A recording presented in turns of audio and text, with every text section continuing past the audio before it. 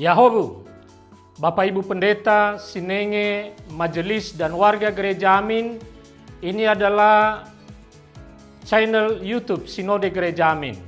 Karena itu, bagi yang mencintai Gereja Amin, tontonlah, subscribe, like, dan bagikan. Gereja Amin yang tangguh, mandiri, dan peduli. Tuhan Yesus memberkati.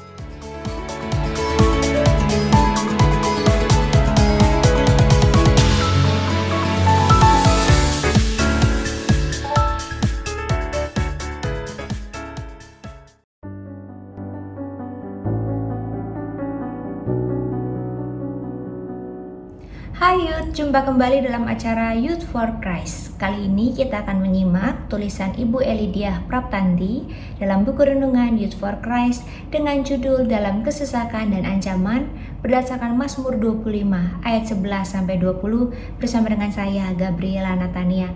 Tapi sebelumnya, mari kita berdoa. Terima kasih ya Allah untuk kemurahan-Mu pada kami. Saat ini kami akan membaca dan merenungkan firman Tuhan. Bukalah hati kami dan telinga kami, sehingga kami boleh mendengarkan dengan baik, memahami firman ini juga dengan baik, dan kami juga digerakkan untuk melakukannya. Dalam Kristus kami berdoa. Amin.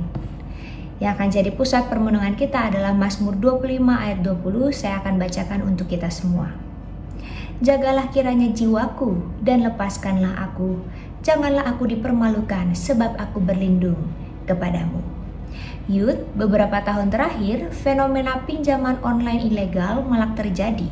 Penagihan oleh pinjol ilegal seringkali menggunakan cara-cara yang sangat merugikan dan mempermalukan peminjam. Mereka melakukan intimidasi untuk menekan peminjam agar membayar kembali dengan cepat. Pinjol ilegal mengakses kontak di ponsel peminjam dan mengirim pesan kepada teman, keluarga, atau rekan kerja. Mereka menyebarkan foto asli dan editan, serta menggunakan bahasa yang kasar. Mereka juga sering menambah jumlah utang secara sepihak dengan bunga yang sangat tinggi dan denda yang tidak wajar. Semua hal ini tidak hanya melanggar privasi, tetapi juga membuat peminjam merasa terancam dan dipermalukan di hadapan orang-orang terdekat. Bahkan, tak sedikit yang akhirnya mengakhiri hidup karena tidak kuat menanggung tekanan itu. Mazmur 25 ayat 11-20 adalah bagian dari doa Raja Daud yang penuh kerendahan hati dan penyerahan diri kepada Allah. Dalam ayat-ayat ini, Daud memohon pengampunan, petunjuk, dan pelindungan dari Tuhan sambil mengakui kelemahannya dan dosa-dosanya. Dalam kesesakannya, Daud memohon kepada Tuhan untuk menjaga jiwanya dan membebaskannya dari musuh-musuh. Ia memohon agar Tuhan memandang penderitaannya, melepaskannya dari kesesakan, dan menghindarkannya dari rasa malu. Youth, konteks kehidupan Raja Daud tentu berbeda dengan kita di masa kini. Namun kesesakan dan ancaman yang dirasakan oleh Raja Daud bisa juga dirasakan oleh orang-orang di masa kini dalam konteks yang lain.